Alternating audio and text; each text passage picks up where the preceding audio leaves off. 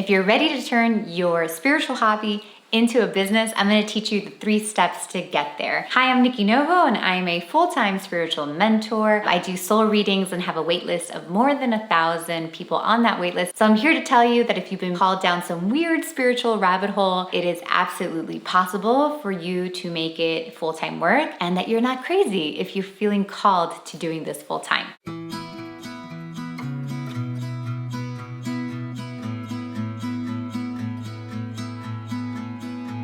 So step number 1 is you want to start getting some certifications or some knowledge. I'm sure you've been studying, maybe you've been reading a bunch of books, but the certifications are really nice to have in your back pocket because the certifications will teach you how to do something that you can actually do in your practice, which is really nice. So for me, I studied Reiki, I did hypnotherapy, theta healing, and really I was just taking the certifications because I was curious, not because I ever thought that I was going to do this work. I was actually a full-time fashion and beauty editor and really liked my job, but of course, Spirit ended up calling me later on to do this work full-time. I left that work and I was so happy that I had the certifications.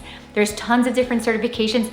You don't have to feel like I should take this one or I should take that one. Really, whatever is fun for you, whatever you're being called to is the right certification for you. And also you don't have to put so much pressure on it because at the end of the day, and you'll learn this in step 2, these certifications are more like tools. So think that you're like an artist drawing a canvas, and sometimes you might use the brush that's thicker, and then sometimes you might use a thinner brush. Those brushes are your tools to make your beautiful art, and that's really what certifications are. So you're gonna have a mix of things, they're tools, and you don't necessarily have to feel like I'm studying the certification to become this person. You might start off with just that one offering of that certification you studied, but eventually you're gonna keep studying because all of us who are into spiritual work and into healing, it's a forever journey of healing and learning and studying. So there will be more than just like what you have right now. So you don't have to feel like you're picking a career and you're gonna have to stick to that career. I really want you to think about your certifications as tools or ingredients in a cake that you're about to make. Step 2 is after you've gotten these certifications, maybe 2, 3, whatever feels good, could also only be 1, you're gonna think about becoming a practitioner. So this is like the beginning of the spiritual business. Even if you have dreams of becoming an author or a spiritual thought leader, believe me, I did too when I first started, and I've since then have written 3 books. So I'm definitely in that position.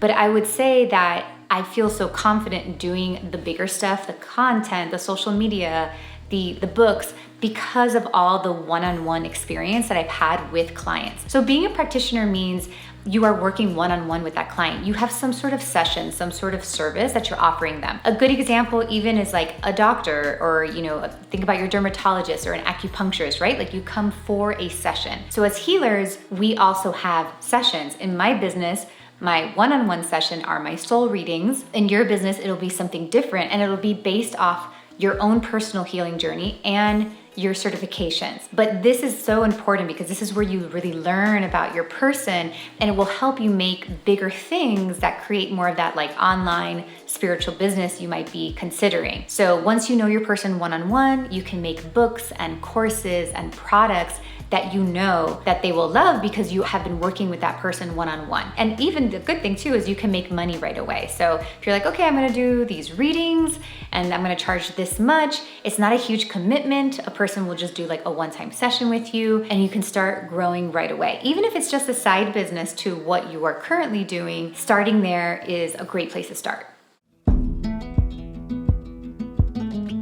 And then step 3 is after you've worked with those one-on-one clients and been doing that session, you've discovered whatever your session is, because your session will be unique to you based off what you studied. You're really gonna get to know your person, and you're gonna be ready to start teaching. So this is when you'll move into like group work and maybe, getting on podcasts or even writing books or making courses, because you've gotten to know your person so well that you're ready to teach. And I like to pick one body of work. I know it's a little scary in the beginning because we are excited about a lot of things, but I want you to know that like you can change your body of work. I started off with dating through a spiritual lens, and then I moved into like really metaphysical stuff, and then now I'm very much known for intuition work. So you will have different bodies of work. I would say that it's important to pick something that you feel like you can stick to for about a year or a year and a half. So you're like, okay, I like healing mothers, and I feel like I can talk about that for a year and a half. And that's what I've been doing in my one-on-one sessions. That's what I'm seeing a lot. So now I'm gonna teach it in the bigger way. And the cool thing about getting to that teacher place is that's when you start to make that income that is not just like exchanging that hour for money. You can start making online courses. A lot of my income comes from online courses. It's the majority of my income. So that's been the biggest blessing for me. And I use Teachable. So if you're thinking about doing courses, like I have tried all the platforms, and I'm just gonna tell you, like, Teachable is the way that I decided to go.